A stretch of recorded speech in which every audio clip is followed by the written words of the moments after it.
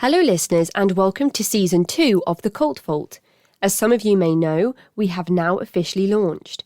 For anyone who would like to listen back to Season 1, you'll find my personal journey through cult education taking place from one episode to the next, going from knowing nothing at all to knowing at least a little bit about cults and coercion today in Season 2. Season 1 has some questionable audio quality and a lot of me rambling on, but some incredible guests whose stories are equally as important as anything that happens in Season 2. My aim for Season 2 is that you will find less of me rambling on and better audio quality. If you do find the content interesting or helpful, please consider rating or reviewing the show wherever you listen to your podcasts, or subscribe to the YouTube channel. I also have a Patreon page at patreon.com/thecultvault, where you can pledge to the show for exclusive and ad-free content. All of these links I've mentioned I will post in the episode description. If you're still here from Season 1, hello and thank you so much. And if you are just finding the show now, welcome. I hope you find this content educational. And now, onto the show. Hello listeners and welcome to this week's episode of The Cult Vault. I'm your speaker Casey, and for today's episode I have another interview with the brilliant author Daniella Mestyanek Young. We have interviewed with each other before, and this will be our second time chatting after I've had the opportunity to read her brilliant new book, UNCULTURED, which was published last month in the month of September and is available wherever you get your books and audiobooks, read by Daniella herself, and will be October's featured monthly memoir giveaway, which you can enter by following me on Instagram and Twitter and interacting with some of my social media posts. Thank you and hello and welcome to my newest patron, Nicola. I'm so happy to have you here. As everybody knows by this point, the support of the patrons is invaluable to this show, and I appreciate you for being here and allowing the show to continue by pledging to the Patreon each month and accessing a load of exclusive content, which I hope you enjoy. For anybody that would be interested in joining me on the 10th and 11th of June 2023 at CrimeCon in London, the tickets are now available and online and on sale. They are currently being sold at an early bird rate, and if you use the code CULT, you can get 10% off your tickets. And there are currently even instalment plans in place so that you can get your tickets early and assure your spot at the convention. Do keep an eye on my social media page though, because there are some upcoming giveaways of tickets to CrimeCon, and I really would love to see some of my listeners at the CrimeCon weekend. I think that would really just be the cherry on the cake for me at this point. But enough of me going on. For now, here is the wonderful Daniella Mestyanek Young. So hello Daniella and welcome back to the show. It's exactly 1 year ago today since our last interview aired. And since then, your memoir, Uncultured, is in print, and I have my own advanced reader's copy right here. It feels like time has gone so quickly since we spoke about your upcoming book, and I'm looking forward to catching up today.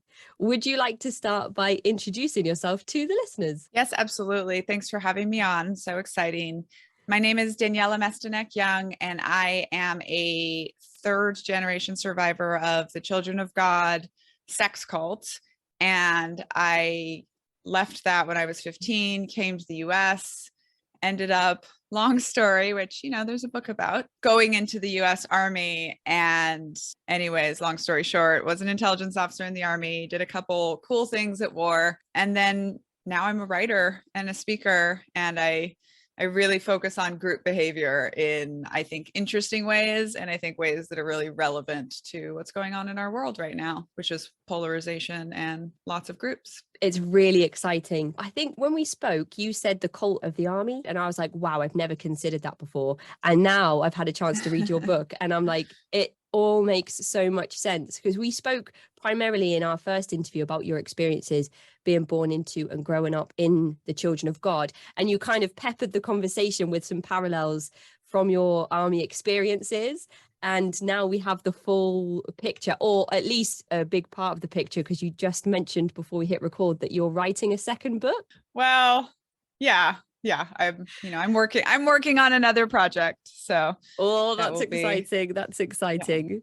So, for anyone who hasn't tuned into our previous episode or hasn't heard too much about the religious movement, the Children of God, could you give us a brief history or summary of the movement? Yes. So in 1968, I believe it was, which is peak sort of hippie years in the US. And, one thing about cults, just for the listener, is cults always pop up during times of social upheaval, right? When we're pulling systems down and things are very confusing, it gets overwhelming, and people that are seeking for something new, right? Like, it's very comforting to have a guru. And so you can actually see how cults went from the Americas in the 60s and 70s to Asia in the 80s to Latin America in the 90s. And Children of God started on the beaches in California with this 50-year-old guy that was like, I'm going to go witness to the hippies. And then he just spread his group around the world, and kind of my family, our life at least, followed that cult circuit. Right. And so so he gathered all these followers. He got to 10,000 people fairly quickly. And it was this sort of commune life, love, faith, Jesus. The world is ending. We don't need anything. And then within about the first 10 years, right, he did what cults do and isolated all of his followers and got them, sort of believing completely in him. And then, as it goes, the logic breaks down. And so the Children of God became pretty famous for using religious prostitution to attract followers, and eventually, pedophilia in the beliefs, like what I call pedophilia for God. And really the whole thing about David Berg was his sort of the way he differentiated his new religious group from all the other religious groups was like, what if instead of the idea that sex was the sin and God hates sex, the Christian God hates sex, like, what if he loves sex and the devil is the one that hates it, right? So he kind of did this flipperoo, and boom, you have a sex cult. And my grandfather joined this. My great grandmother gave Bergs the profits of his first land. And then my mother was born and raised in this cult, and I was born to her when she was 15 from a very much more older man. And I grew up, I always describe it as like, sort of, if you think of like growing up in a group home, but that is very, very, very religious. And then of course with all kinds of secret abuse, but cults really always are about labor. So we also grew up sort of primarily as a workforce of children really all around the world, raising money for this cult. I always actually tell people, like, the Wikipedia page is pretty good. Like, if you just are ever interested, just go look up the family Wikipedia page or the Children of God cult. And yeah, it's an interesting read. And for sure, one of the things I wanted to do in my book was kind of show people, like, I think with the storytelling, we bring you into the scenes, and people really always think of cults as so different. And like, I would never, and I'm trying to sort of bring you into those worlds and like show you how the group behavior happens. And that's, I think, very poignant so early on in your writing, especially as you start the book and you're writing from your younger self. And it was so cleverly done how you ask these sort of innocent, inquisitive questions that a young person would ask, but with the knowledge of what you were existing in at the time as you are now. And it also, of course, is heartbreaking because you're speaking about all of these things that you yearn for as a child. It's heavy, but it's important. And that's kind of what I was getting from the first half of the book. The second half, I just ran with it when we got to the Ari stuff. Well, I think it's interesting just on that note, right? So people do ask me, they're like, oh my God, how do you, write like a 5-year-old or 6-year-old girl? And the answer was like, I had a 4-year-old daughter when I was writing those, right? So kind of to your point. And really, I think, what's different about the cult experience when you're born in it versus when you join it is like, you don't have a personal identity, right? So for all of us from years 1 through 6, usually you're developing a personal identity. And in a cult, in any kind of high control group, including the military, right, they're whole goal is to kind of crush your individual personhood. And when that happens to you as a child, it really is, I mean, it's not something you ever come back from, right? Like those effects run throughout. So I'm really excited for people to read this book and to be able to understand these things that we're discussing today. And you mentioned that this was a movement that you were born into. And what part of the chronology of the Children of God would you say your book starts in? Yeah, so I was born in 1987 in the Philippines. And then by 1990, I was in Latin America, where I essentially stayed till 2003 when I left the cult. And, but so in the book, I am telling you my story behind my eyes the whole way, right? Mm-hmm. Like in each chapter sort of has topics and themes, right? As you mentioned, right? It's trying to show you these specific things. But one thing that I do is I do give you still sort of like a glimpse at the whole history, right? So I think in chapter 1, I give you that rundown of like, here's how it happened, sort of got to what it is. And then I am also able to give you a bit of the history of sort of the 70s and what it was in its kind of craziest time, because my mother grew up in that, right? So I introduce you to Mom, this character, but I'm able to sort of flash back and show you some of her stories. But the majority of the book, right, it's kind of starts off in Brazil in around 1993 or something, and then takes you through about, oh geez, what year is that? 2014 or something. So Yeah, it's over quite a span of time, and things change a lot culturally throughout. Is it a polyglot, somebody that I don't know how many, is that 5 languages you have to speak to? It might be 4, right? Because I think trilingual is 3, which is what I am. Right, I speak a little German, but not enough to call it a 4th language. I was just so impressed by the different languages that you were able to put throughout the book. No, I mean, like, we were raised in these American communes speaking English in all these countries, right?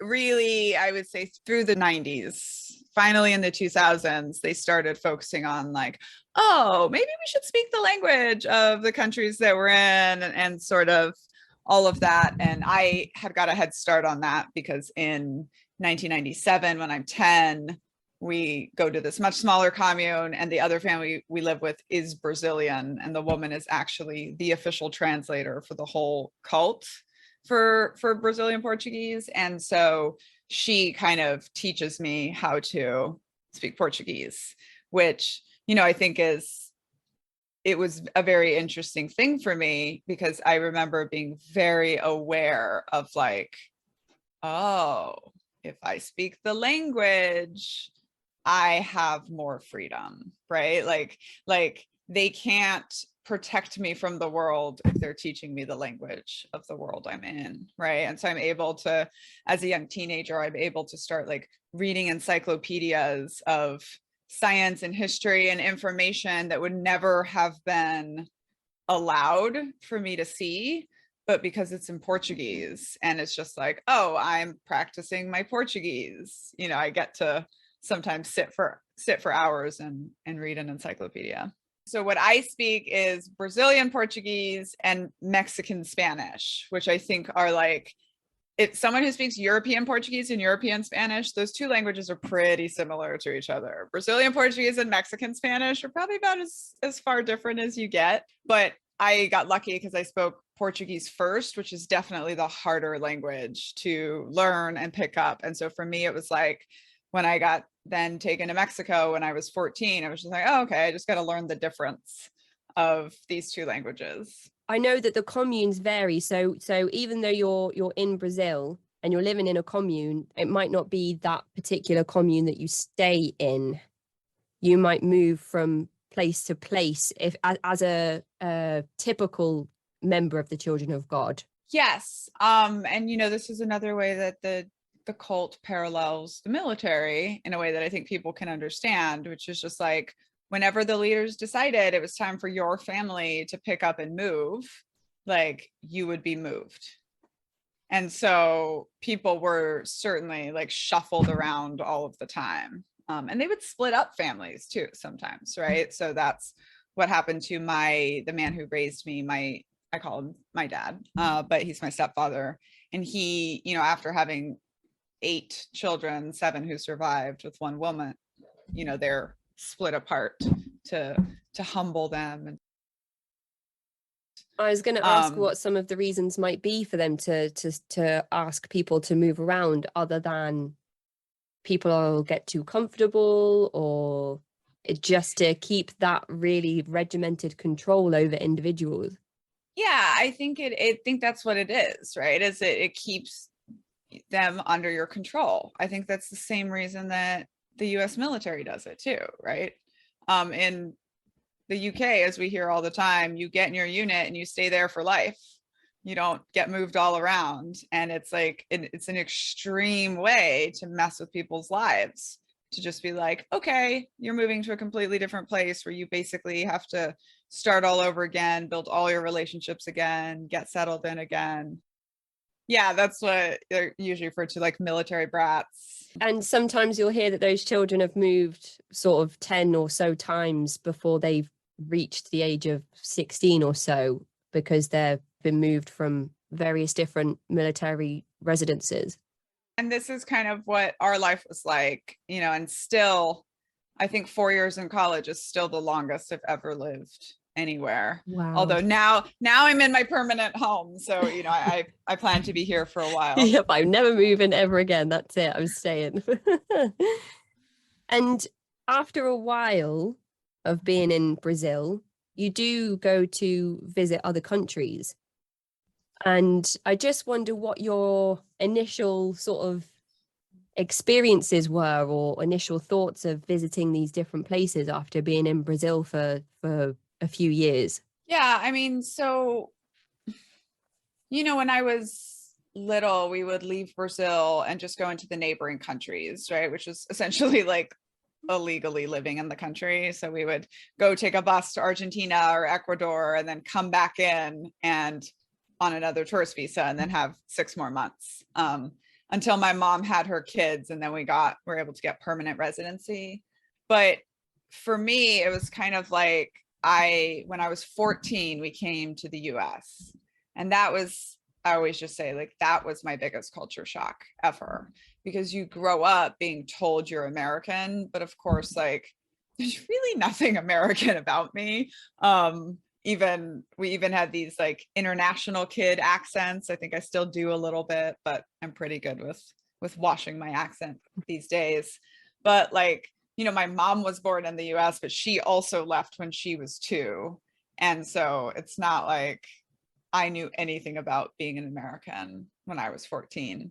So landing in the US was very, very just shocking, overwhelming. I remember feeling like it's so loud, because I've never been in a place where everyone speaks English before. And like Portuguese or Spanish are my second and third languages. I can block them out a little better, but I can't, English just comes into your head when anyone's speaking it around you.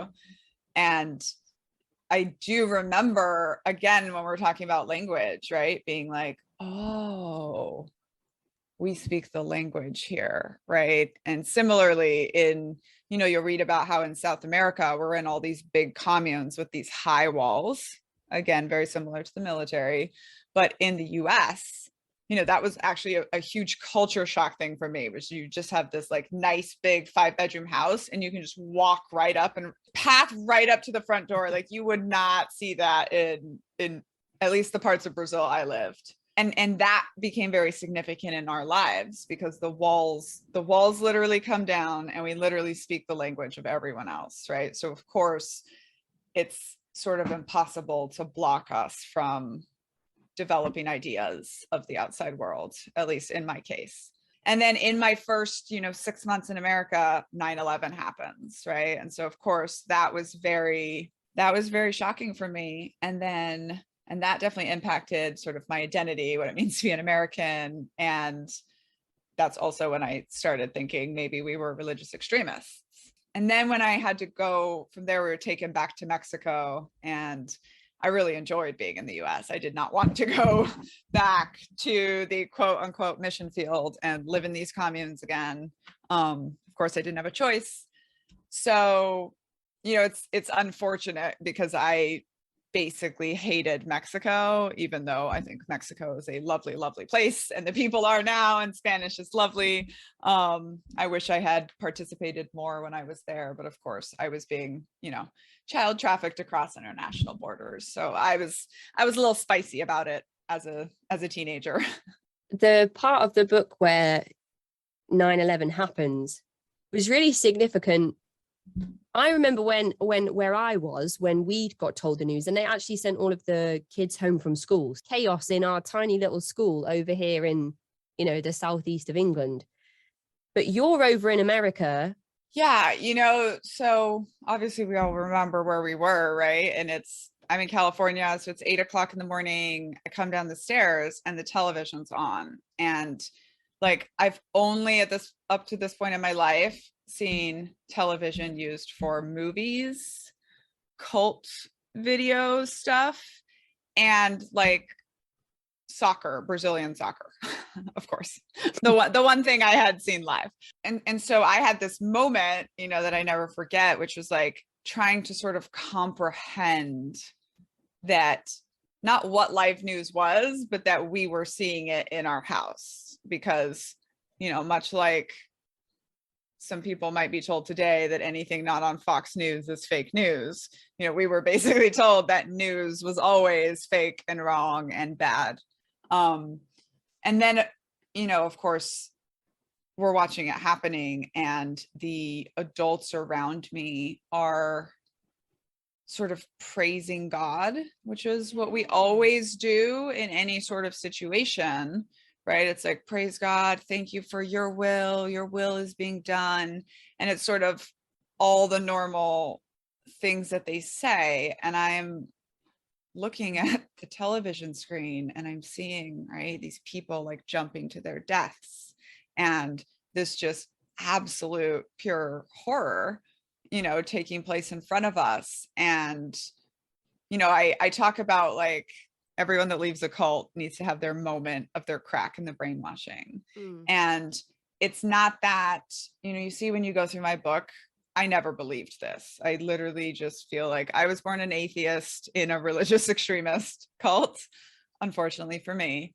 But there still has to be a moment in everyone's life where you actually question the stuff you always took for granted, right? So I always was like, I'm not going to grow up to be in the family, the children of God. Like, I'm not going to do this with my life. But it wasn't until that moment, and I started hearing them talking about, oh, it was Muslim terrorists, it was religious extremists.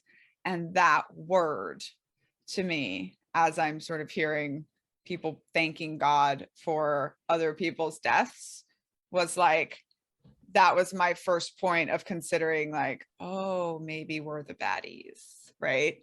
And so that to me was sort of very significant. And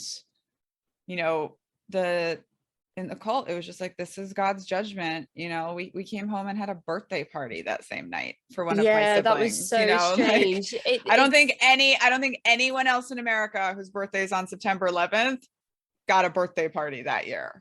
One of my best friends in New Jersey, her mum's birthday is on 9/11, and even today it's still strange for her to, people are messaging each other like, oh, I hope you're okay today. And then they're messaging her like, oh, happy birthday. And she's like, yeah. And I mean, I have a similar experience because in the chapters you read in the military years, there's a chapter called A Day Memorialized, where my combat team gets decimated. And it happened the day after my birthday and on Memorial Day weekend, right? So for me, it was always that same thing you're talking about. It's like, how do you celebrate and mourn kind of at the same time? Yeah. Do you think that the fact that you were dissuaded from learning the local languages when you lived in these other parts of the world was because you were supposed to be focused on the Mo letters and the propaganda and religious studies? Or was it because they wanted or because leadership wanted members of the children of God to be as insular and self-sealing as possible, even though you were supposed to go and sell stuff on the streets to locals? Yeah, it wasn't ever like there was a specific like ban on learning the languages, because of course the majority of the 10,000 members like spent most of their days with the kids just out on the streets selling these videos, these pamphlets, all of these things. I grew up sort of in the center of leadership and these video production communes, right? So I spent less of my time on the streets selling the videos, and I spent more of my time being trafficked as a child actor on the videos. So our communes, and that was kind of a thing, like any of the, quote unquote, in the field missionaries, like their kids would usually grow up speaking a bit more of the language. Not well, right? So my friends that are Brazilian grew up in Brazil inside these cults. They still speak Portuguese with accents, the same way I spoke English with an accent, right? And so, yeah, it's just, and it's not like, for me, it's not like I grew up in Brazil experiencing Brazilian culture either, right? It was this very weird mix. And don't get me wrong, I'm glad that if I had to grow up in a cult, I was in somewhere as awesome as Brazil, not like Idaho or something. But at least I got like, a bunch of cultures and stuff out of it. I've seen, obviously, you're a very vocal person on Twitter, so you tweet quite regularly. And sometimes you reference how somebody has reacted to the detail that you go into with some of the abuses that you and others experienced in your time in the Children of God. And I know that sometimes people don't like to focus on primarily the sexual abuse that took place in the Children of God, because it may create for shocking headlines and trauma porn. It's still important to discuss, obviously, and you do that in your book. And I feel like that is they are the most detailed depictions that I have read. And this is kind of my fourth Children of God book. Do you remember making that decision and why you decided to do that with your memoir? Yes. Okay. So I think there's a couple of things. And I started off with like, I'm not writing trauma porn, right? Like that is not what I'm doing. I'm writing the reason I got a co-writer was to be able to get some distance, right? And think about what we wanted to write. And the first thing my co-writer said to me was, your memoir is not about you. Like this is not the story of your life. Nobody cares about you and what happened to you. It's about an idea. And so our idea was human beings will do anything to fit in with their groups, which is this group psychology concept I came across in my own sort of graduate study of organizational psychology. And I was like, oh, I can show you that in my life story, because I have these two high control groups where people do things that are absolutely bonkers. And I called it a thesis for a long time until we wrote the book. I was like, my thesis is like, I'm going to, as many crazy things as I'm going to show you in the Children of God, I'm going to show you in the army.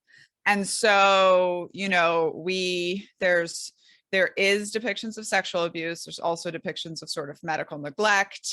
One of the things I think that gets criticized in Children of God is like, if you focus on the sex cult part, nobody cares about the rest of it.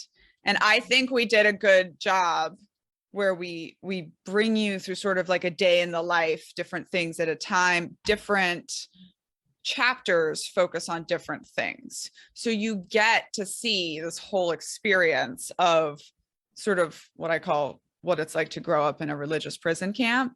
And it's not just the sexual abuse, but for me, it was important to also sort of be like, but also it was a sex cult, right? Like also you kind of need the reader to get a bit of a glimpse. And I think we did it with a lot of care for the reader to not traumatize the reader.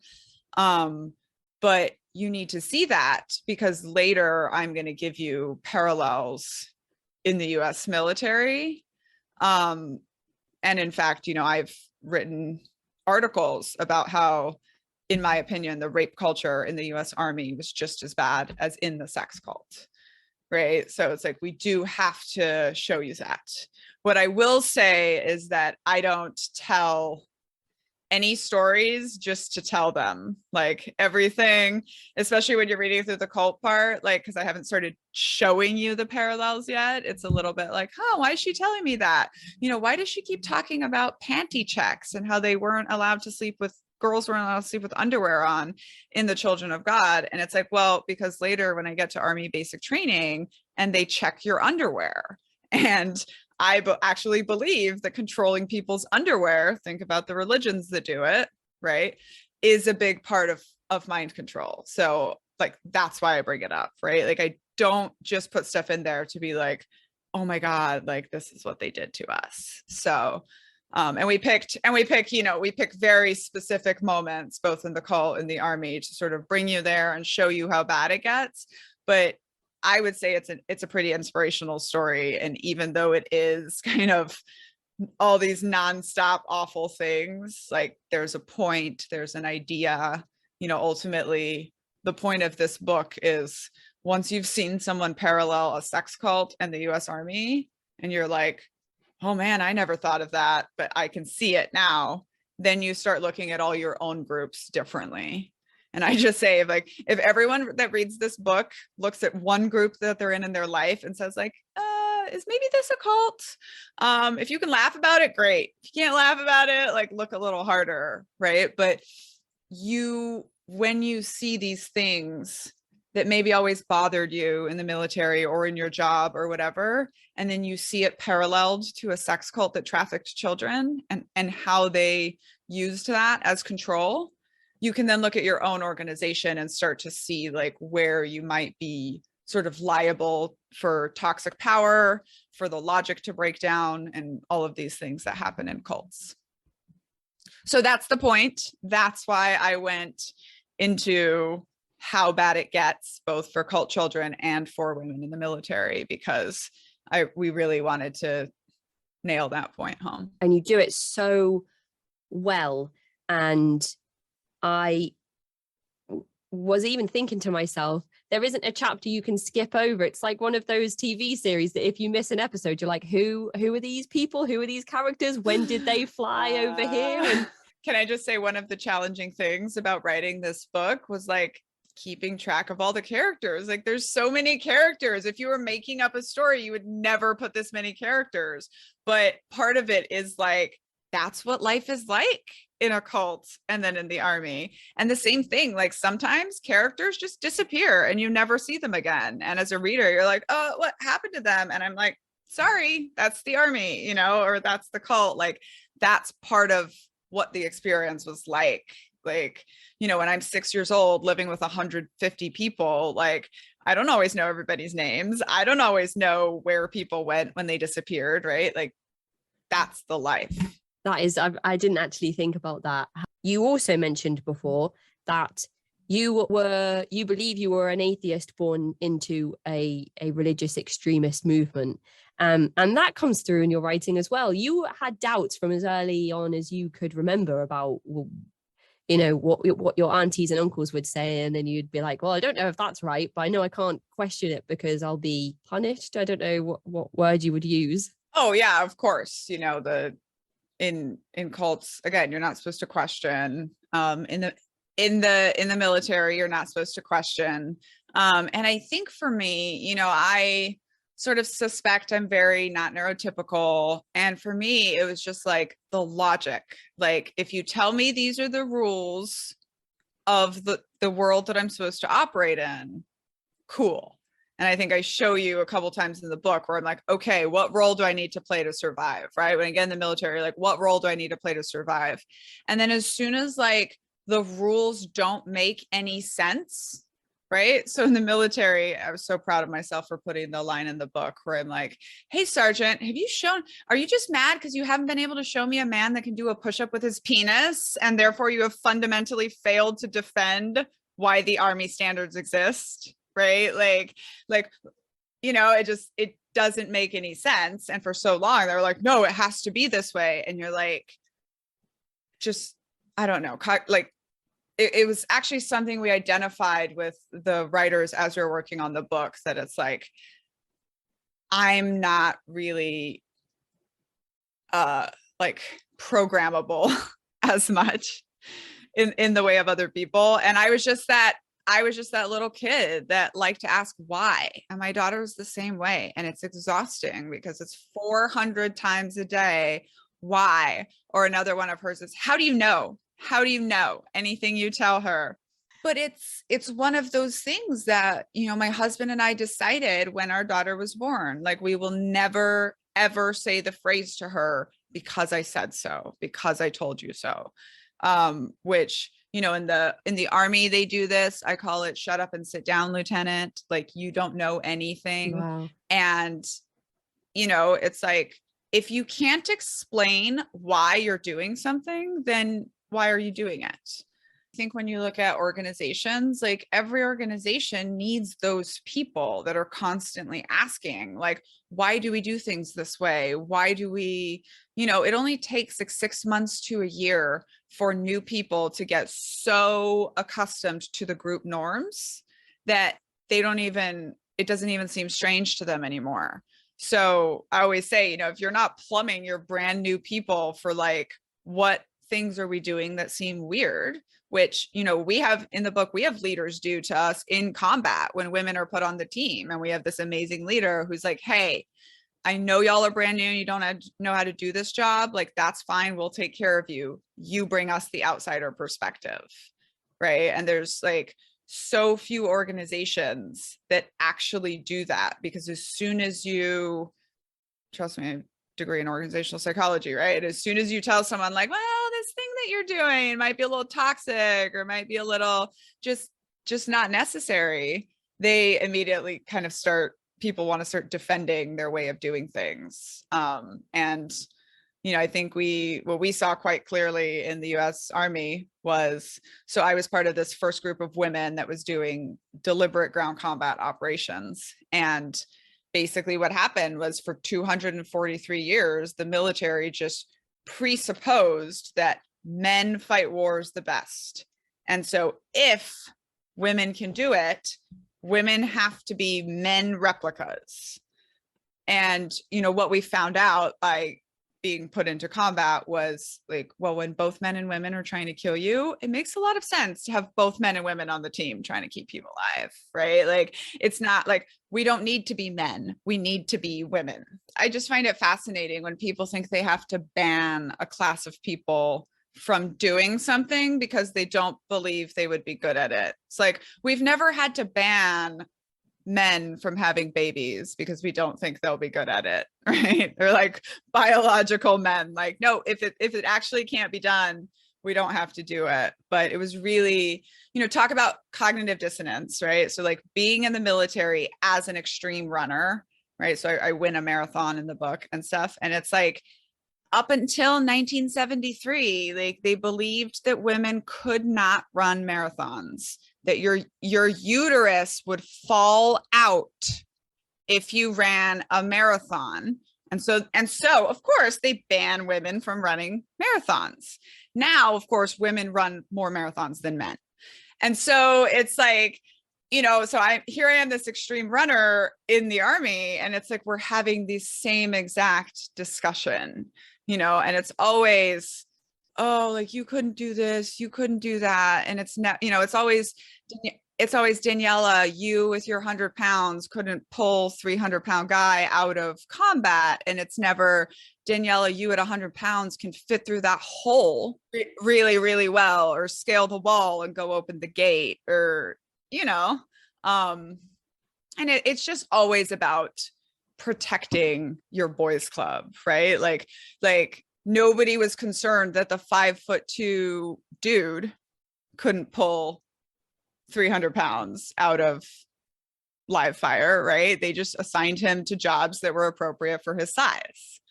But we were held out by this, you know, just very completely arbitrary decision. And, you know, what I think is sorry to just keep going on this, but what's so in what's so interesting about group behavior is like from the day you joined the army up until 2016, when the combat ban was gone and fully integrated, like the day you go to join the army, they ensure you're a woman in a very creepy way. And then you are slotted into basically being second class, right? Because men can be whatever they want, but women can only be so many things. Women can't be in combat. Women can't be in operations. And, as we've seen throughout history, like anytime humans stack rank each other, we always kind of attack and kill the ones at the very bottom, because that's part of dehumanization. And so now we have the military, and we have a whole class of people that is being trained, right? Programmed to be violent on purpose so that they can be weaponized to conduct violence on behalf of state. And then we have women, and we're also being programmed and treated this, but the men are receiving a subtle message that women aren't as good as you. And when you make someone the other, you make them the enemy. And the military's goal, the US Army's goal for an enemy, is find, fix, and finish. Right. And so, it's when we start looking about, again, because what this book ends up in is rape culture in the army, right? We start with cults, we end up with rape culture in the army. And it's like, this is part of why it got so bad. And this is part of what the leaders don't want to look at and address, right? It's not just these bad apples that are going around raping people. It's this entire culture that is just toxic from the core. So I've interviewed a male and a female veteran, and the way that she spoke about BCGs, birth control glasses, because she had a pair of those. And basically we just went through, she would use slurs like Combat Barbie and other notable references that you've got in your book. And I was like, oh, I know all of these because I've spoken to this person. And I was so shocked to see the parallels between your experiences and the slurs that you'd heard in your time in the armed forces and hers as well. And how she said it was from the minute she got to basic training, it was men versus women, and how men were better than women, and how women could never be as good as the men. And that in your training, if you ever did anything integrated or in the same area as one another, if they were keeping the genders segregated from one another, you were still trying to compete to be better than the men, and you couldn't be seen to be weak at all because the men were expecting that from you, and you never wanted to give them that validation. Right.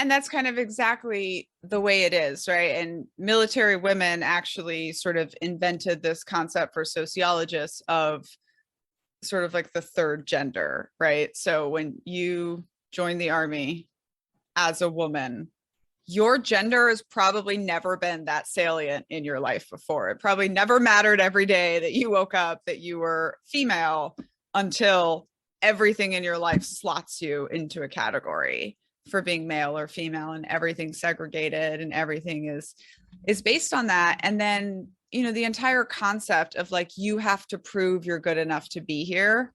We see this in racism, we see this in sexism, and it's, and I say in the book, it's like, well, I could run as fast as the men. And so for a long time, I thought that meant I could compete with them in their world. But I think, it's interesting when we look at some of these stories, right? So when I get to the infantry team, they're like, all right, y'all ladies want to be in the infantry, like, let's go. We're going to make you hurt. And if you can hack it, then cool, we'll accept you.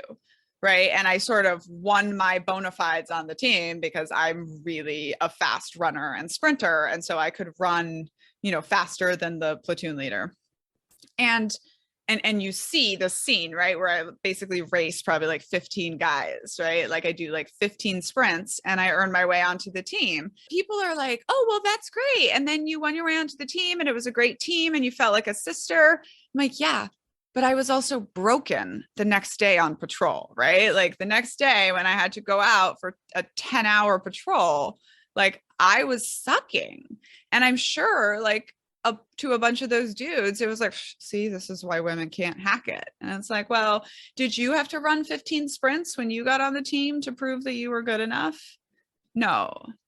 So yeah, there's a lot of these things. And I think, a really significant parallel, and this ties back to what you were saying about the woman Marine, is like, so a really significant parallel I've found between the cult where we were all getting raped and abused, but we didn't talk about it, and the military where we're kind of all getting raped and abused, but we don't talk about it, right? And so hopefully part of, my goal with this book, of course, is to just be like, hey, I'm putting it all out there, right? And I'm still a proud veteran, by the way. Like I am still a proud daughter of the 101st. I am still proud of the award that I got from the president and making history for women and all of these things. And I also, I think like, again, in the book, you see me as this 24-year-old lieutenant being sent out on this patrol, and I'm the only woman with 25 men. And you see senior officers warning me to watch my back, right? Like against the men I'm going out on patrol with. And what you don't see, right, speaking of group norms, is anyone questioning, like, why are we afraid that 25 American soldiers are going to rape Lieutenant Mestyanek? Right? Like, and that's rape culture. And when you were talking about earlier, the term I had was the deification of the military, right? And then the cult of the veteran. And it's like, we in our country, in the US, like we're so into this kind of like worshipful attitude for soldiers and this over the top, what I've kind of started to call toxic patriotism, that I think we all saw erupt on January 6th. But it's this, like, oh, the soldier can do no wrong and the soldier's always so honorable. And okay, so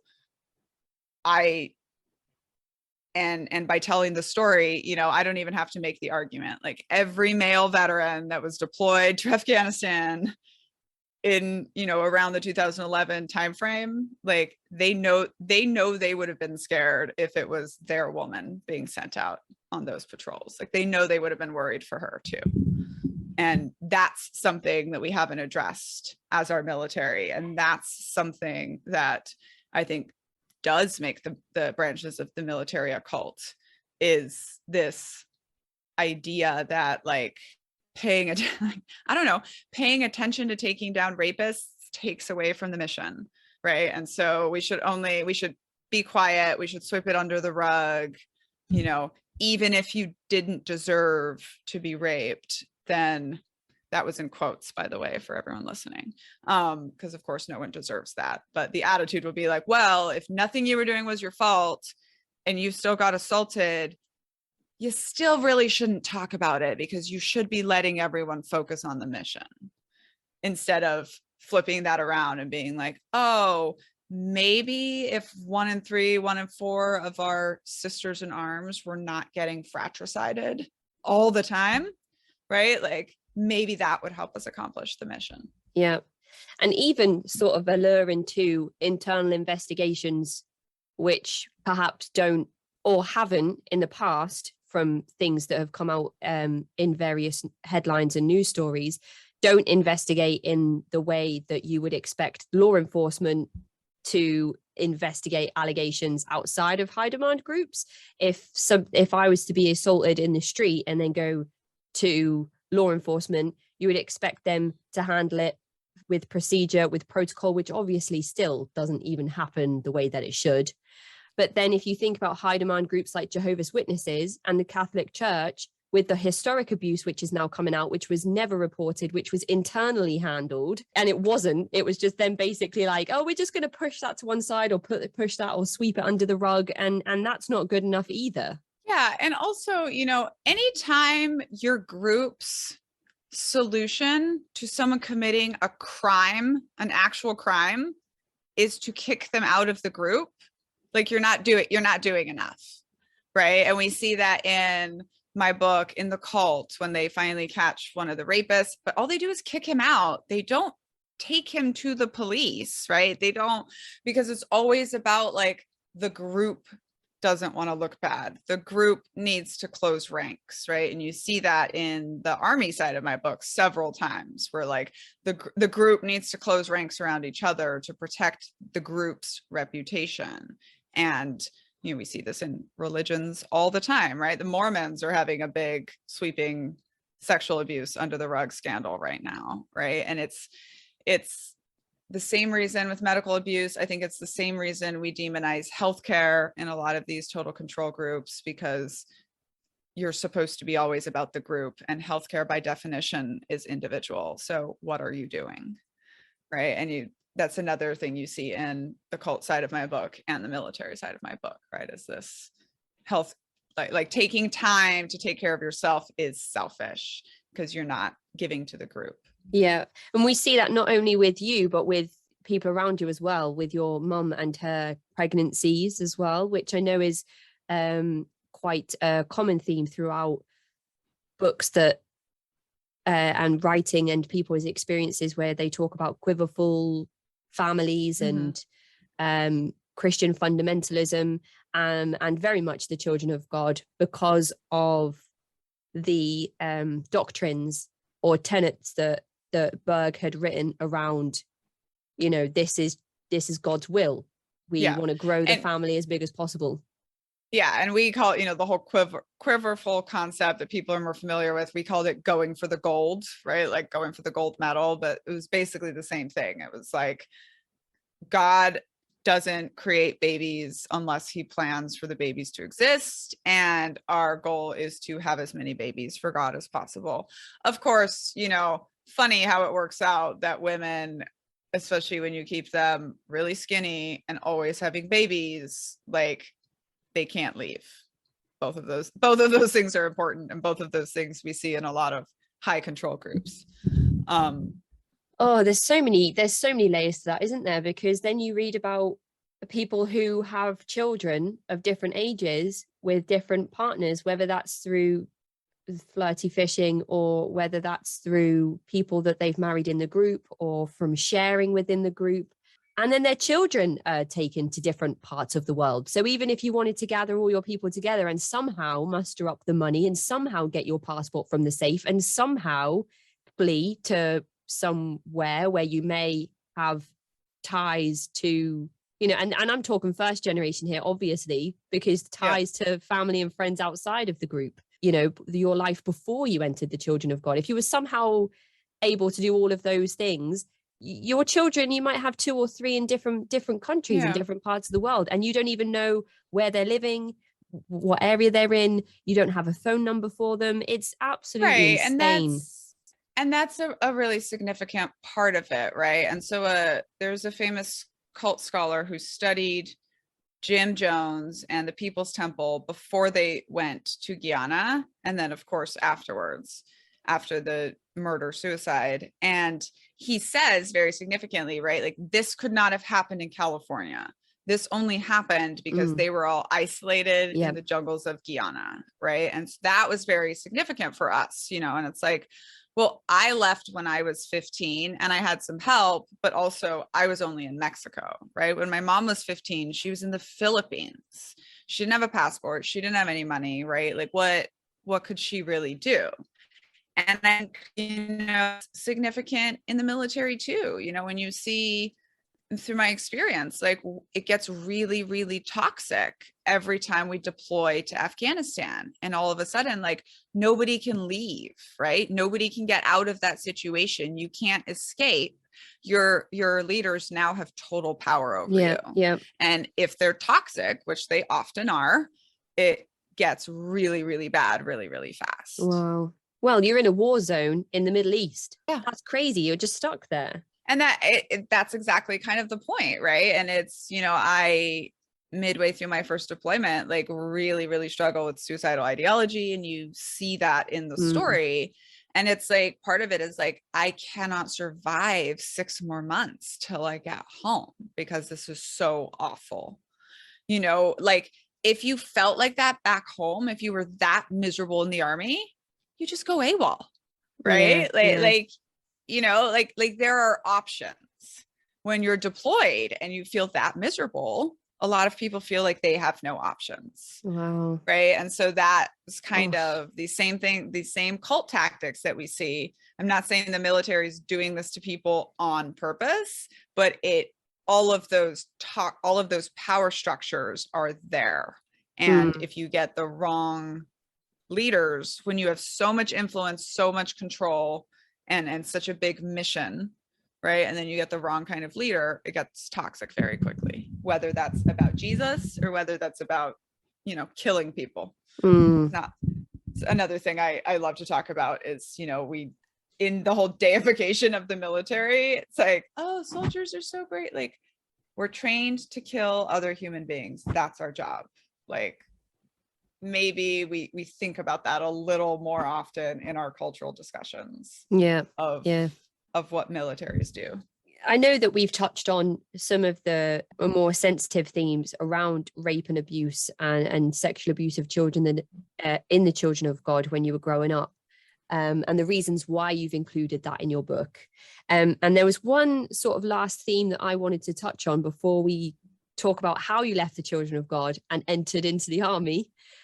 And that was around your experiences of glimmers of hope that were then sort of just burnt out, because those were and this is going to sound really strange, but those were equally some of the hardest parts of your book to read. But I just wondered if you could talk the listeners through whether that's a typical thing for a child in the Children of God, or whether it was more significant for you as somebody who was doubting your beliefs. I mean, I think that's almost a typical thing for any children growing up in sort of controlling abusive situations, right? And one of the things we on purpose do in the book, right, is like give you these good moments, give you these glimmers of hope, although we definitely just, but it's kind of like, but that is the experience when you're a kid growing up in this world, right? It's like you can't, everything can't be negative all the time, right? So of course you focus on the things that are fun or the things that are hopeful, or which is, I mean, that's the same thing people do in the military, right? It's like, it's miserable, it's miserable, it's miserable, but I made these great friends, or I got to like do this one super cool thing that civilians never get to do, right? And it's kind of like, that's how you keep yourself going, but that's also how they keep the, now with this book, as I'm doing media, like everyone wants pictures of me in the cult, and I'm like, we don't have like cult kid pictures. Like, all of my pictures, I just look like a happy little blonde girl growing up, right? Because that's, of course, the moments we're taking pictures of, whether they're staged or not, right? So, but I think it is those little moments, right, that kind of also allow you to keep going, right? And so I talk about it in, I think I was like very, very suicidal for the first decade after I left the cult. And I, bring you into one of those moments when I'm at war. And then it's like, as soon as I decide not to do it, right, as soon as I grab onto like whatever piece of hope that I'm going to keep going, it's like, okay, I know like this is going to come back, but like I probably won't get this bad again for another 6 months, right? And so you grab onto this piece of hope and you beat the suicidal ideation for that moment. And then depression can be a lot like that, right? Like a lot of things are a lot like that, right? Where it's like, here's the thing to get you through this moment. And I actually think even in overcoming your own suicidal ideology, right, when you're in those super dark moments, like what's something you're looking forward to, right? Like what's a moment of hope you have or can create? Like, can you create something that you're looking forward to?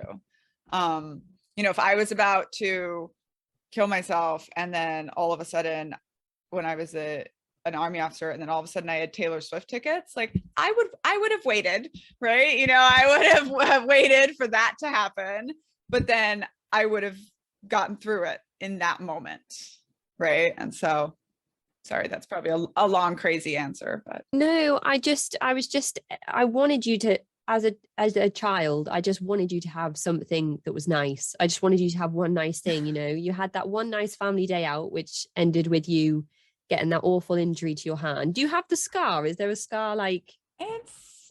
it's really hard to see because it looks like Oh a yeah. line, but you can definitely see it. Oh my Where it's goodness. split right open. And then the time where you break your leg, and obviously, I mean, you're a super, super, super runner. How is that possible after that injury that you got to your leg? How is that even possible? I mean, because you're like a bone once it heals, right? So Yeah, basically, but it I healed. snap my shin in half, but once it heals, like it's very strong. So my legs are different lengths, and that probably contributed with as much running I did, right? That probably contributed to a lot of injuries I have now. But one of the things I think why the book works so well is because you do, right? Like when Daniella, the character, leaves the cult and then gets through school and like goes off to the army, like you want everything good to Yeah, happen to obviously, yeah, her. you're rooting And so hard for and something good. and then as you mentioned, like the second half of my book is it's a pretty traditional like woman veteran story. Like everything that has happened to me that the character goes through in that book has guaranteed happened to many, many other women veterans. But people, look at will say to me that my life is so extreme. And I'm like, well, no, the first half of that book is pretty extreme and unique. The second half, it is pretty extreme, but it happens to the majority of our women when they disappear behind the high commune walls of the US Army base. One thing I did love is when your granddad come to visit you and he brought you some earrings. And I was wondering, how did the kids get their ears pierced in the Children of God? Was that something that you were all allowed to do? We were definitely allowed to do it. And like, I would just say like most people didn't because they didn't have money for jewelry. So what was the point? My mother being a teenager, was very interesting because she at 15 when I was born, like she wasn't even allowed to cut her own hair without permission, but she could cut my hair and she could get my ears pierced. And in a lot of cultures, I think a lot of cultures in the global South, like the girls get their ears pierced at birth in the hospital. And so, I was very young when I had my ears pierced, but not everyone for sure did. And that was a very special moment when I met my grandfather and got earrings. And I actually just got a jumpsuit, like the one I mentioned, that's all like flowery and jungly. And I like still try not to wear it every day, but I love it. Oh, that was one of the nicer moments of your childhood memories. And I was thinking, please don't take her earrings away, because the way that things had gone, I was like, someone's just going to come and take the earrings away. But luckily, that didn't happen. Not that we know of, anyway. You mentioned that you were watching the events of 9/11 unfold, and how the aunties and uncles in the Children of God were reacting to that. But that changed the army forever. That event. Do you feel like that held significance in you deciding to join the armed forces, or do you think your journey in the armed forces would have been so different had that event never happened? I mean, of course, right? I think 9/11 is one of those events where there was a world before 9/11 and a world after 9/11, right? Like none of us have ever gotten an airplane without going through security ever again, right? So everything is different for sure. I do think that a lot of the patriotism started to ramp up. And again, not that that's, well, no, I do think it's problematic. Anytime you think your team or your group or your family or your country is the best, just because, I think that's always sort of a cult. My husband says, anytime you're chanting your own last name, right, like you're in a cult. But I think you definitely saw a lot of people, like it was impactful to me. I just remember being like, oh, all of a sudden I'm an American and now people are attacking America, right? So I think for sure with the millennial generation you saw a bunch of people joining out of patriotism. And for me specifically, I think later when I was joining the army, which I did for a lot of reasons, none of which were patriotism, but it was so easy for me to make the argument to myself that I was doing it for patriotism, Right. because that was the mood in the country. And that was the, you really saw a rise in all these country songs that are like America first, rah, rah, and the army uses those for their ceremonies. And it's just all programming.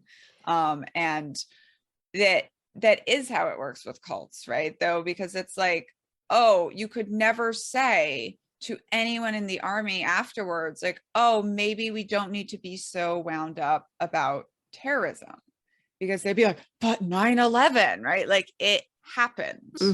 The best thing that ever happened to Cuba and Castro was the Bay of Pigs, because he could point to that and be like, look, they're the bad guys, right? Best thing that ever happened to cult leaders everywhere was Waco, Texas.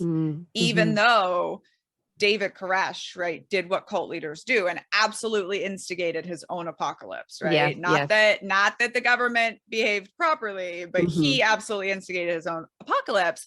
But that was the best thing that ever happened to cult leaders like David Berg, because how much control, right? As soon as people are afraid, they're happy to give up control, as we saw with the Homeland Security entire thing, right? After 9/11, people are always happy to trade control and freedom for security when they feel threatened. And that's exactly what cult leaders count on. And, studies show that the persecution complex doesn't even have to be real, right? Like, none of it has to be real. But and you see this in my book, where it's like, well, we do all these persecution raids, we wake up in the middle of the night, we practice what we're going to do when the police come, but like, Children of God compounds do get raided by the police, and children do get taken away. And so that's the best thing ever for the cult, because then they write these new comic books for the kids to train, and they're able to program us so much more, and I think I say in there, like, I was always I was almost as afraid I would have to go as I was that I would have to stay, right? Because the outside has been so demonized. Not to mention, like, all of us kids wanted to get away so much, of course, but like, we had Waco and police kill children, right? So that stops you from thinking of that, Or even to just be like, oh, they called Waco a cult and we're nothing like that, so we're definitely not a cult. And just being able to use that as an example, like all cults are, cookie cutters of one another. Of course, there are parallels and hallmarks that we can draw, as we're doing in this discussion today, but they're not all going to be exactly the same. The enemy might be different. The common enemy, the common threat might be different, whether it's an apocalypse or a race war or being over in Afghanistan. And that's exactly what it is, right? It's just like, these are, I thought it was hilarious in the army that they literally call them the bad guys. Like, literally every day, serious grown-up adult humans use the word bad guys.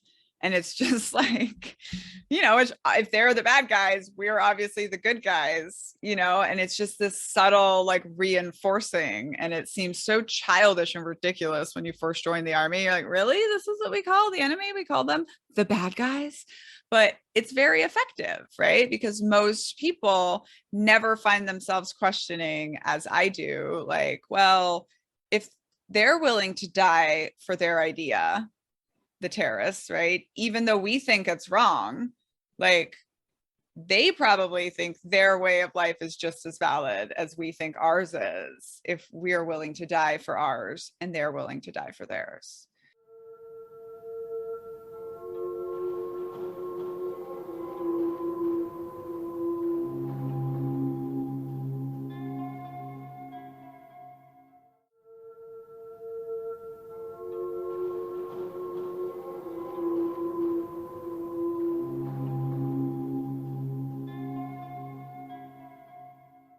I always say, like, being an American soldier or being a terrorist are not totally different levels of extremism that you've had to sort of dedicate yourself to.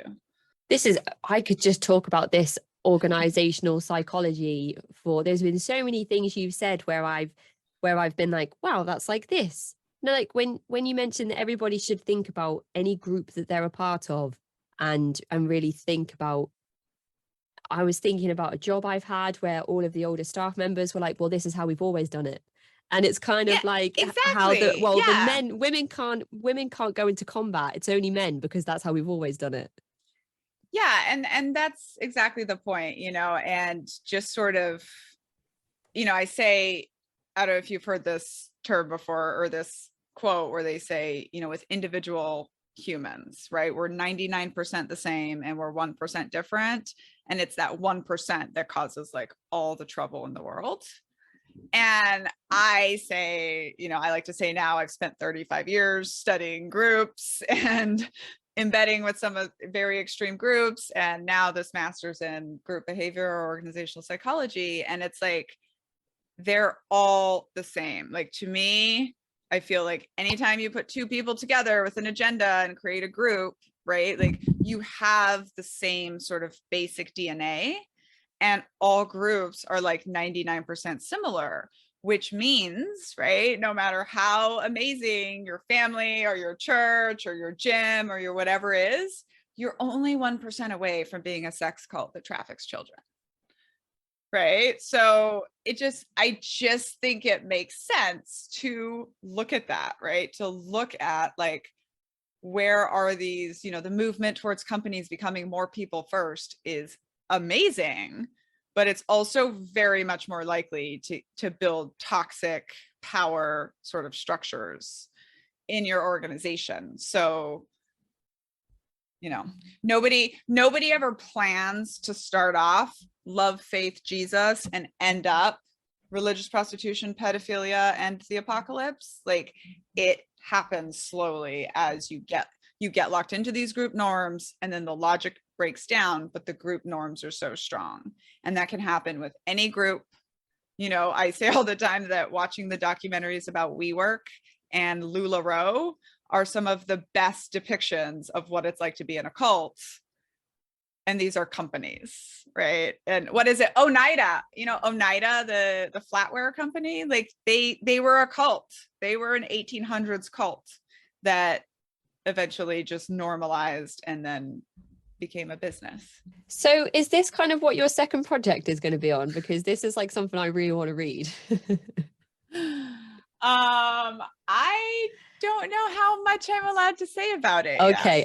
But let's think about group psychology. I will say, when in the first book, when you read about my ex-husband,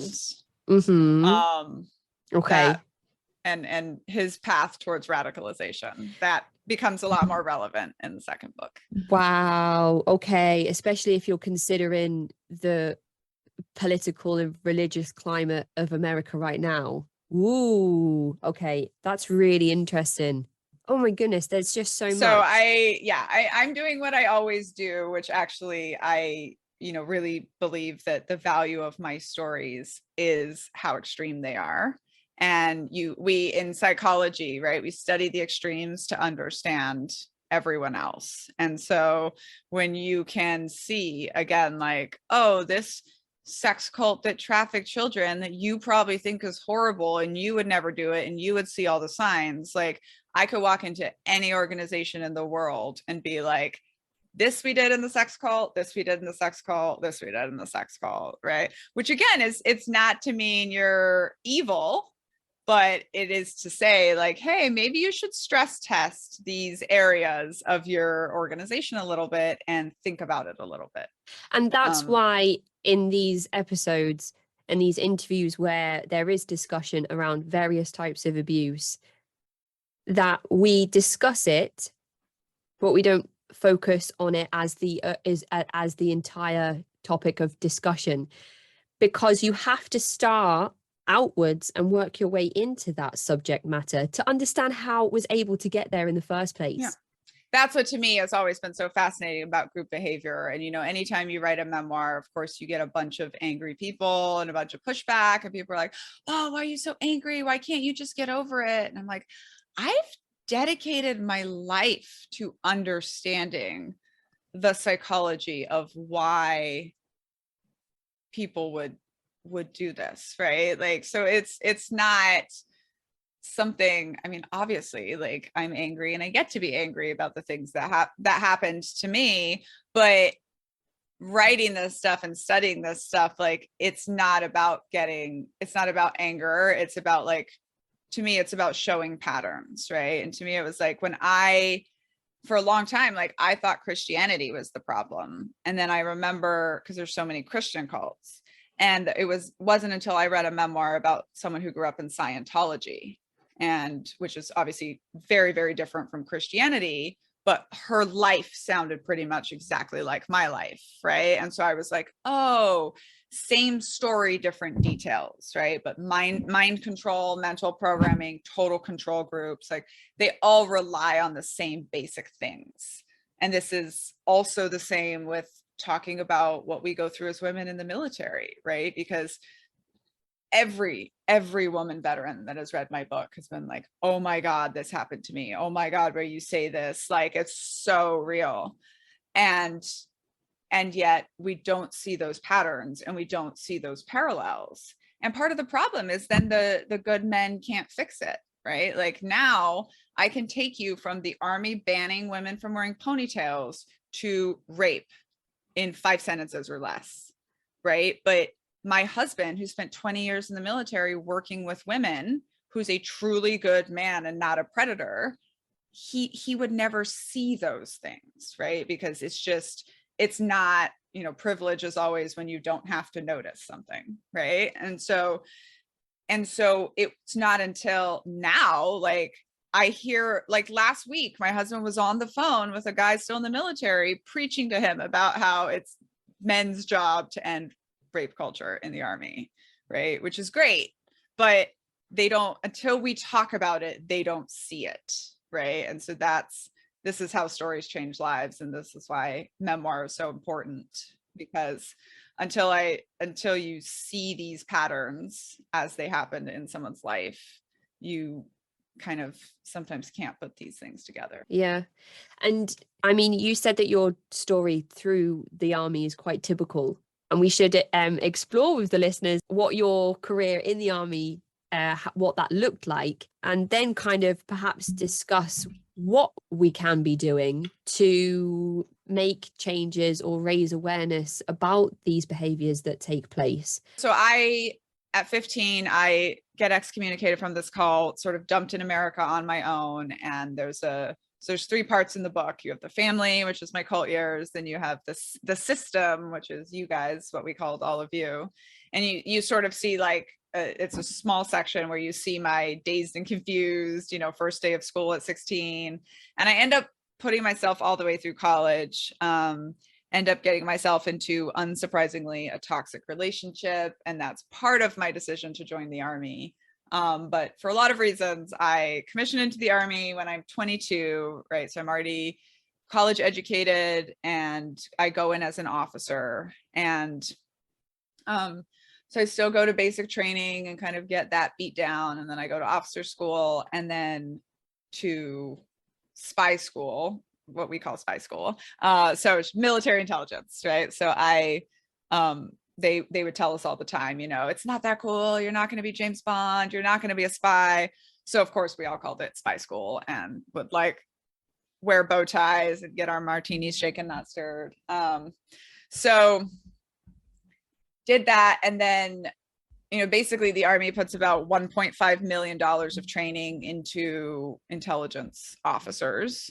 And then you get sent off to your first unit. And mine happened to be the 101st, Band of Brothers unit. And I was in the aviation brigade, and, like, immediately I think we left Afghanistan 2 months after I got to the unit. So I sort of went through a year and a half of training, and then boom, to war, where I mean, deployments are rough for everybody. I would say they're definitely very, very rough for all women. If you've never been 5% of the population before, it's just pretty awful. And there's, all these sorts of, again, group regulations that just make life a lot worse for women. And then for me, like I kind of start having flashbacks immediately as soon as I joined the army, right? And I kind of have this like, oh, I joined another cult. Okay, I know how to do this. But as soon as I get to Afghanistan at 24, all of a sudden it becomes very, very clear to me that I'm surrounded by men. It's very dangerous and I can't do anything about it. And so, of course, with my background, right, that really starts to sort of fracture me and break me. And at one point, my boss tells me that I'm probably going to get raped while we're there, which, of course, had a pretty major effect on me. Over and over. Yeah. So anyways, that, and trust me, when I was doing the audiobook, like an entire day was just reading the chapters about that deployment. And that was a really hard day. Come back and, it's almost like the whole time I'm deployed, I'm like, I just want to get out of the army. I just want to get out of the army. And this happens to people in cults. This happens to people in their jobs, right? Where you're like, this is so bad. This is it. I'm going to quit.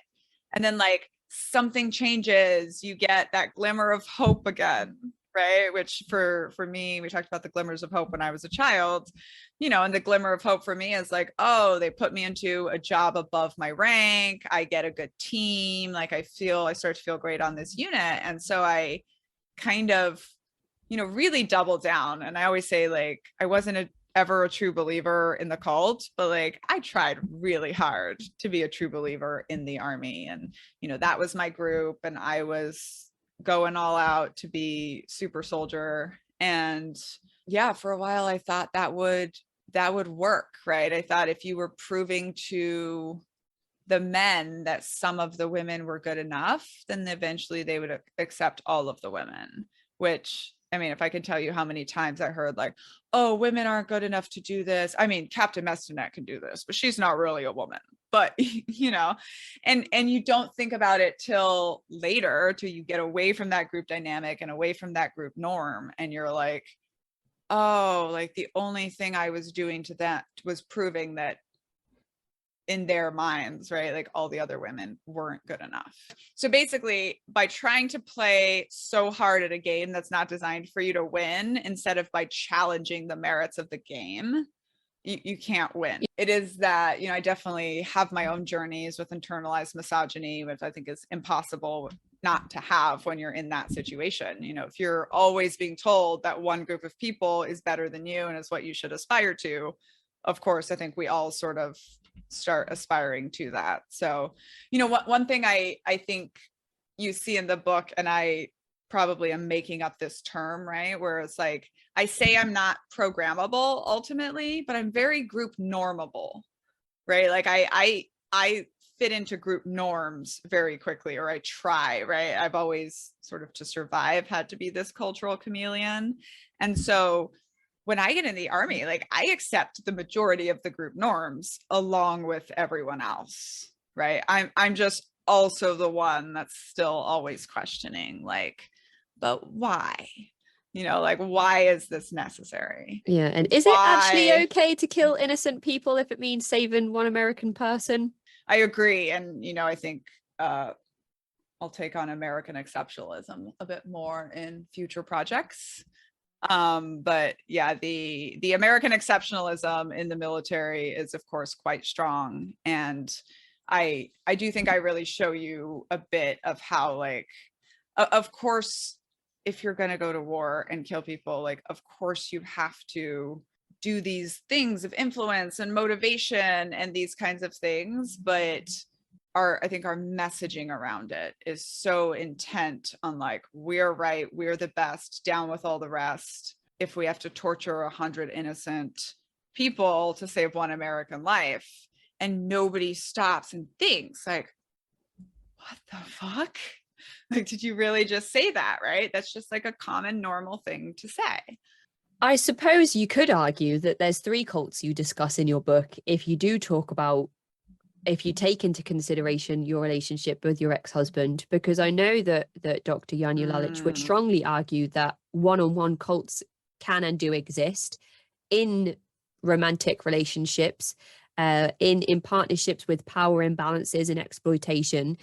And the theme of sex and autonomy is, as you said, purposefully quite prevalent throughout those three sections. With the children of God, you have sex positivity and sex freedom advertised to people that convert or people that are recruited, and they're encouraged to share their bodies and their sex with other people, other married people, and then basically to indulge themselves however they see fit with whoever they see fit, no matter the age of the individual. I feel like that still happens in other high demand groups where there is purity culture, where sex is seen as mhm. sinful, where there is victim blaming for anybody who is sexually abused, for anybody that is exploited in that way. Christianity, fundamentalism, evangelicalism, Pentecostalism, any of that stuff, I feel like that same level of abuse still happens and the same predatorial thinking exists, but it's still not reported in the same way it's not with the children of God. And it's kind of the same in the army with the ban on sex and how it's actually still happening and people just don't report it. Yes, exactly. And this is something I try to, really parallel out in the book. And, when you say to civilians, like, yeah, the US Army bans adults from having sex for a whole year while they're deployed. People are like, that is bonkers. Like that is completely bonkers. And of course it is, right? And I think one of these core things is anytime an organization is telling you who you can and can't have sex with, that's a problem, right?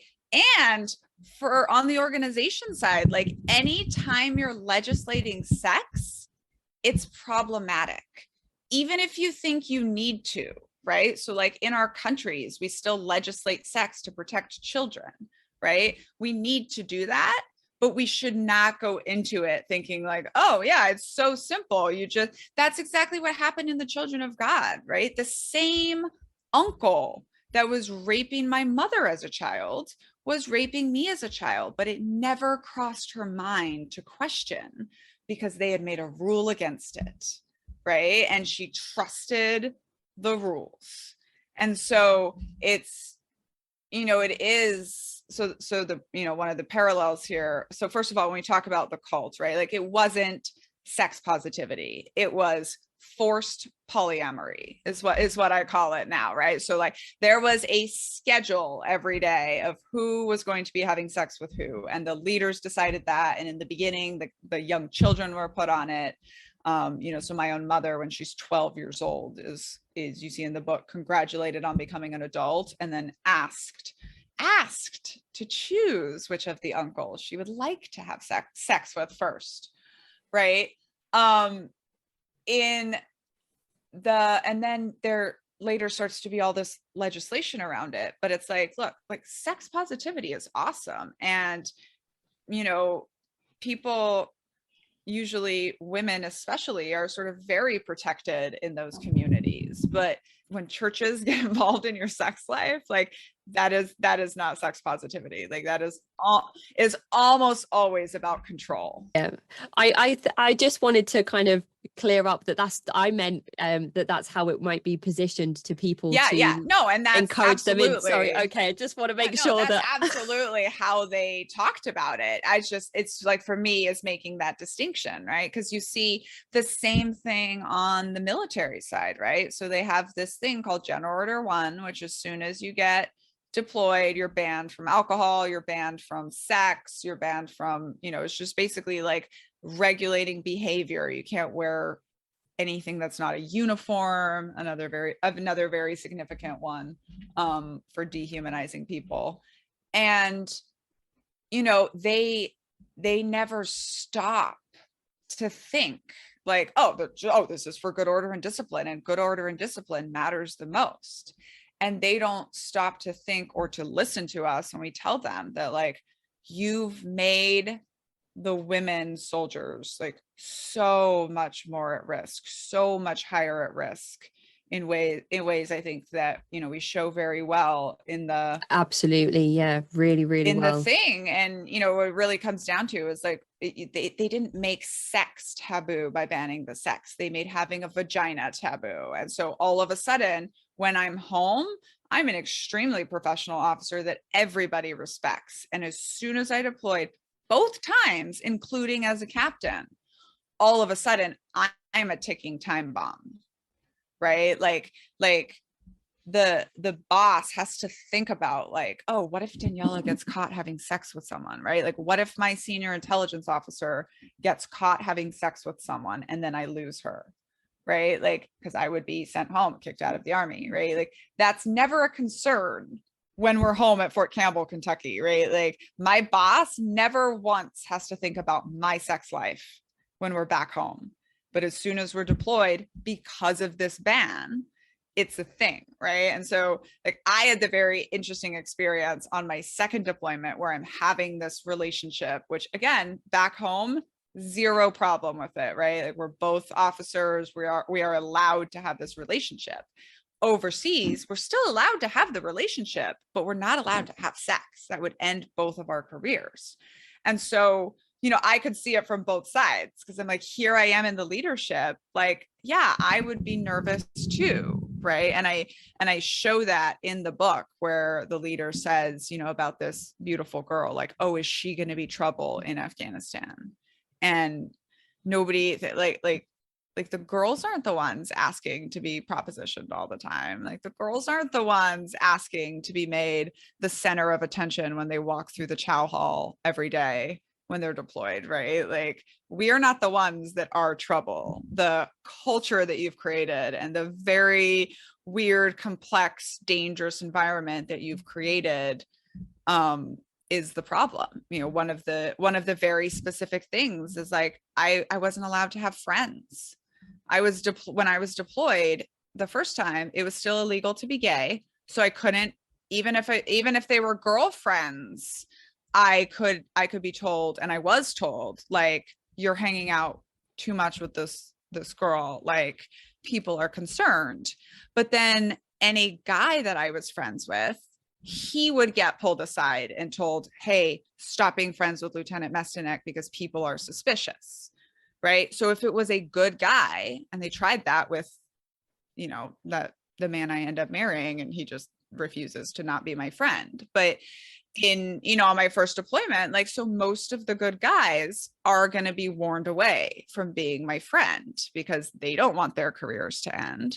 So then what you have is, like, the only people you get to hang out with for a whole year are the people willing to risk their careers and willing to break the rules with you, right? And so you just create this incredibly sexualized and toxic environment for women. You know, to the literal point that our sergeant major, one of the seniorest leaders in our unit, had me and the female doctor, like, he was like, please, can you get all the privates and lieutenants, women that haven't deployed yet, and, like, somehow tell them what to expect, right? Because, like, it's just, like, we all know, like, it's just going to be that bad, and you need to be prepared, you need to be briefed, and you need to know kind of who you can go to.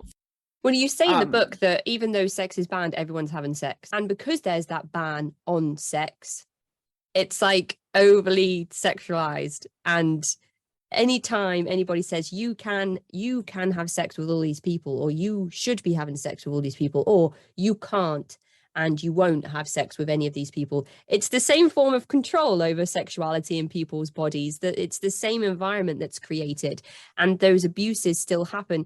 You were saying, you know, about how women don't want to be seen in that way when they go to sit down for breakfast, and they don't want to be seen that way when they're out training. It's the same with women that are forced to wear skirts down past their ankles and cover up their bodies because men have said that they're causing other men to stir. And that to me just doesn't make sense. Women haven't decided those things, you know. It's been historically men in positions of power that have said women need to dress this way because they're causing other men to have these feelings and these reactions. And you would see it in the military too, the way they would control everything about women. You know, I would get told, because one of the regulations was your hair ties had to match your hair. And I would have people try to tell me that like the blonde hair tie doesn't match your hair. And I would be like, we are in Kandahar, Afghanistan. How many options do you think I have in the shopette of blonde hair ties? You know, like just it was ridiculous. And actually, of course, I like to push boundaries. So the one thing that was never regulated was tennis shoes, because it's just so complicated. And so I would always have usually hot pink, like fluorescent pink tennis shoes. And even better to beat men when you're wearing fluorescent pink tennis shoes, just like really, really just socks to chew them. And I would get told by so many, you know, kind of these senior enlisted types. So I outrank them, but they have more authority than me. And they would be like, ma'am, you know, like those shoes aren't professional, you know, and this is 2011. Everyone is wearing highlighter shoes. And I would literally just stand there with the sergeant major and be like, are his electric blue tennis shoes unprofessional? Are his lime green or lime yellow or tangerine orange, which looks like pink from a distance, by the way, boys, like, are any of those unprofessional? No, we're just having an issue with pink, because like it really boils down to your number one job as a woman in the military is to make everyone forget you're a girl so that they'll let you do your job. And I, in several different ways, some of it was just my face, I committed the unpardonable sin of not letting people forget that I was a woman, right? Whether that was I want to wear makeup, or I want to wear pink shoes, or I just don't want to get over your sexist jokes. You can't keep reminding people that you're a woman. You know, we always say my husband, he's a lovely character in the book that you get to read about, Tom Young. But he's a 6'2" straight white guy. So like he had a great career in the Army. That system is built for people that look like him. And every kind of one thing, right? This is intersectionality, but every like little bit away you get from looking like Tom Young, the harder your military career is going to be. You know, if I had straight hair instead of huge curly hair, I would have had a bit of an easier time, because that would have been one more thing that didn't make me stand out, right? So it's like that. Anytime you're in these high control groups and you don't fit the status quo, like you're always going to struggle. Talking about that though, that's a really interesting theme in itself throughout the book. It's almost like cognitive dissonance in the way that you were conditioned to fight for your survival as much as you could from a young age, whether that was to survive educational neglect, medical neglect, various types of horrific abuses during your childhood, whether that was to fight for your education, whether that was to fight for your college, but then also to blend in at the same time and not stand out because you didn't want to be noticed by the aunties and uncles and be disciplined. And then, you know, when you reach the army, there's those two things. You want to fight for your place and show that you are a strong woman and that you can do all of the things that the men can do. But then you also don't want to be singled out, because then that makes life harder for somebody in the army, especially as you depicted somebody that is a woman in the army. Yeah. And I experienced this exactly, right? Where I say like, almost never in my career had to introduce myself to a senior officer, because I was the girl that could run 5-minute miles, right? Everybody knew who I was. But then because everybody knew who I was, everything I did mattered more, right? Like everything I did was politicized. You know, I mean, I would even back home in Fort Campbell, right? Like 3,000 people know my name. So I'm just off for a run in the park at 7 a.m. And all of a sudden my whole unit is talking about who's this new guy that Lieutenant Mestyanek is sleeping with, right? Because 5 people saw me on this run with this person, or, this would be like an example, right? But it's, and that is sort of true for all women, right? So all women in the military stand out, and all women, especially when you get deployed, stand out. So all of a sudden, everything you do matters more. And that blends into stereotype theory, right? And so where we say like, so basically stereotype theory is you need 10 good examples to outdo one bad example. So, and you could see it happen, right? If Tom Young does something messed up, Tom Young is in trouble. If Daniella Mestyanek Young does something messed up, this is why women shouldn't be in the military, And so it's like that, what I think all minorities experience is like, you don't get to be seen as an individual. You're the representative for your class. And finally, maybe a good place to wrap up is what I tried to do in the book is not be a representative of any, right? Like, I'm not a typical Children of God. I'm not typical woman veteran. I am telling you my story through my eyes. I think there are a lot of themes. I think there are a lot of similarities, right? That people are going to be able to see their story in it, but in no way am I saying, this is sort of the end all be all account. It really is just, and it's interesting because of course I get accused of bias all the time, right? Like, oh, you're just biased. I'm like, well, yes, of course, right? Like I came to the US Army as a cult survivor. Those are the patterns that I am primed to see. But I think at the end of the day, we all, when we get through 352 pages of Uncultured, or you can listen to me read it on Audible, I think we all wish that there were fewer similarities between a sex cult that trafficked children and the US Army. And that's sort of the point. I don't care one way or the other if people actually believe the US Army is a cult. I just want people to look at those parallels and think like, maybe Daniella shouldn't have been as scared in the US Army with all her brothers as she was in the sex cult with all the uncles. I know that some of the people that you were working alongside, deployed with, have actually read your work, and you have started to get some feedback from some people that are featured in the book. So I wondered, before we just kind of tell everybody where they can find your work, what kind of feedback you've had from anybody that's read the book that's featured in it, from any of the sections that you've written. Yeah, sure. So I have, for example, my mom and another, we call ourselves cult babies, that grew up in it, who like basically know every character in the first half of the book. And they both are like, yep, you pretty much nailed it. And Scott Halter, who's the colonel that I work for and kind of big mentor of mine, let me put his real name in the book. He was like, I didn't even remember some of this stuff. You must have a photographic memory. Of course, I was like, oh, you learned my secret of why I'm, such a good intelligence officer. But I will also caveat that with like, so people have had great responses, and most people, of course, it's, my friends and the people I know that I'm sharing it with first, but most people, I think, because of the writing that we did, it's like, it's very clear, like, these are my experiences. This is my perspective.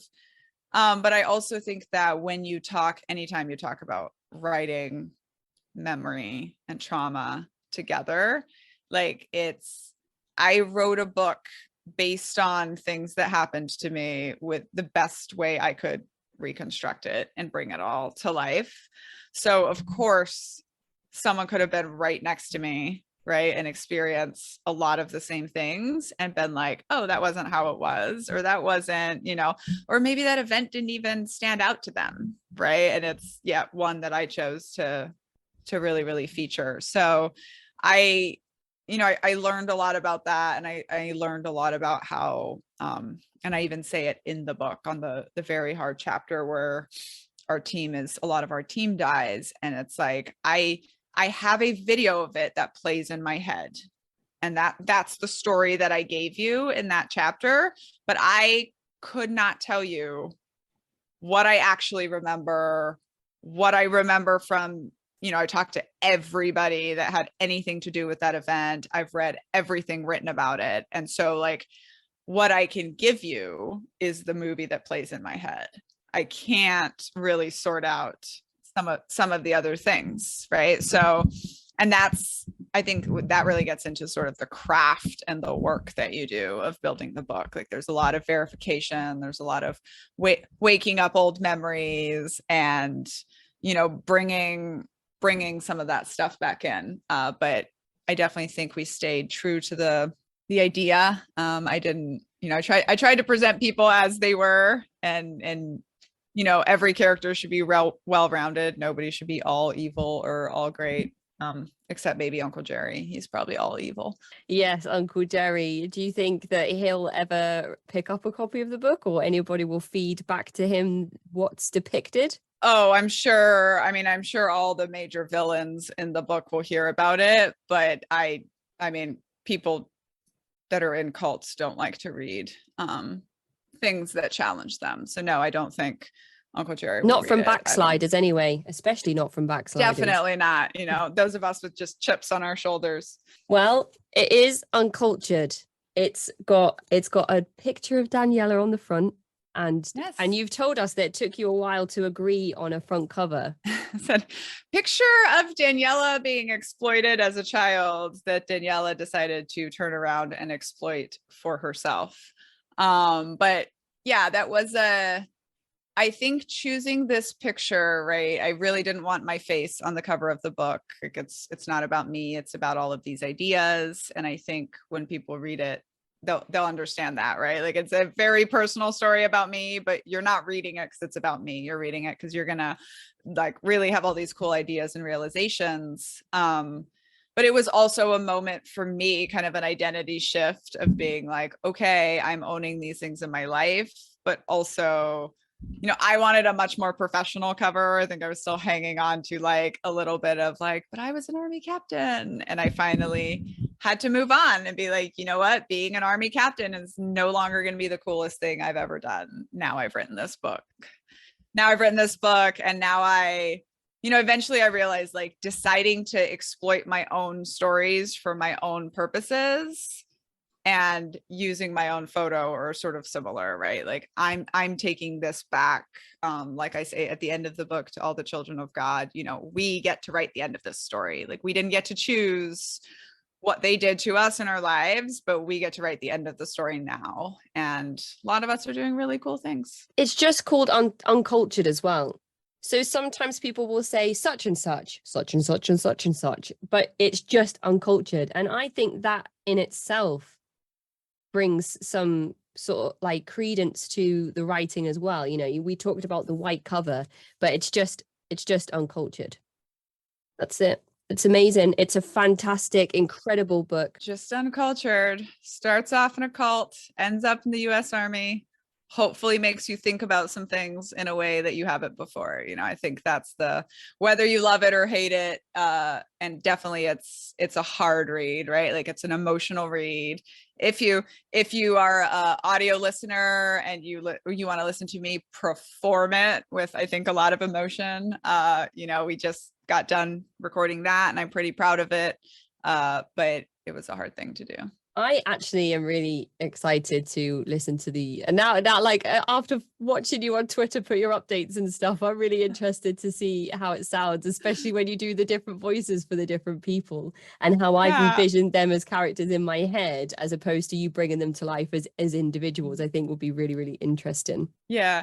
And I think for you, what will be interesting is like all the pronunciations, right? Like there's all of these things that people don't know how to pronounce, or you say it one way in your head, which is of course why I wanted to do the recording myself, because hitting all those different things. I think this is a fantastic book and I highly recommend it to everybody that's listening to the show. By the time this episode airs, it will have gone on all the shelves in America, and then it will be rolling out internationally as we go on. So the official publication date is the 20th of September. And America and Canada. So it's publishing in America and Canada, anywhere you buy your books. And then or it is published, and then it will be out in December in Australia. And if you don't read English, hopefully it's coming out in some other languages too. So we get to see how this all develops now, right? Having a book come out is definitely like having a baby, where it's like you can't plan anything past this date. You know it's going to change your life, but you don't know how. It might kill you, but hopefully it's going to be a good thing. Oh my goodness, I'm so excited. I'm excited to hear more about your other project. I'm excited to listen to the audiobook. I'm excited to see what the reactions are for other people that are featured in the book that read the book, but also to see what the overall response is from the US Army and the various departments, to see how they're actually going to go forward with, you know, what you've said here, because there will be droves of individuals. You've said there've already been some people that have said, oh wow, yep, same thing happened to me. So it will be absolutely fascinating to see what unfolds when the book hits the shelves and after the publication date. So it's exciting. Yeah, I'm hoping. I don't maybe have much hope, but I'm hoping we start a discussion and start, digging into what it's really like for the daughters of America when we disappear behind those commune walls. And we should be talking about our experiences and, all together figuring out how to make it so that rape is not a hazard of wearing the uniform for women. Absolutely. And I will be keeping a keen eye on your social media activity to see how those things unfold once the book is on the shelves. And people might already have an inkling of what that looks like, because the episode will be airing in October. So for anybody that's interested in getting their hands on a copy, where are all of the places people might be able to currently find the book? Yeah, so it's being published by Macmillan. That's one of the major publishing houses. So generally anywhere. You can get it on Amazon, you can get it on independent bookstores, you can get it at Barnes and Nobles, you can get it on Audible, you can get it on Kindle. And hopefully you can get signed copies from a bookstore called Politics and Prose in Washington, D.C. if you want to sort of go order from them. Thank you so much for sending me an advanced reader's copy and giving me a chance to read the book after all the time that we spent talking about it in our last interview. And now It's finally here, it's in print, and it's incredible. And I know that it must have taken so much to put your experiences into writing and put this work out there for everybody. So thank you so much for adding another tool, another resource, another topic for discussion around cults and coercion, and bringing so much awareness to the various different areas that you've touched on in your book. We'll have to keep a keen eye on everything that you do. And I appreciate you, Daniella, and I'm so glad we got to reconnect. Yes, me too. Thanks so much for having me on. This was a great chat. Thank you. We'll speak soon. Take care. Bye. That is the end of this week's episode. If you'd like to get in touch, you can find me at cultvaultpodcast@gmail.com or follow me on Twitter and Instagram @cultvaultpod. I'm your speaker, Casey, host of the Cult Vault podcast.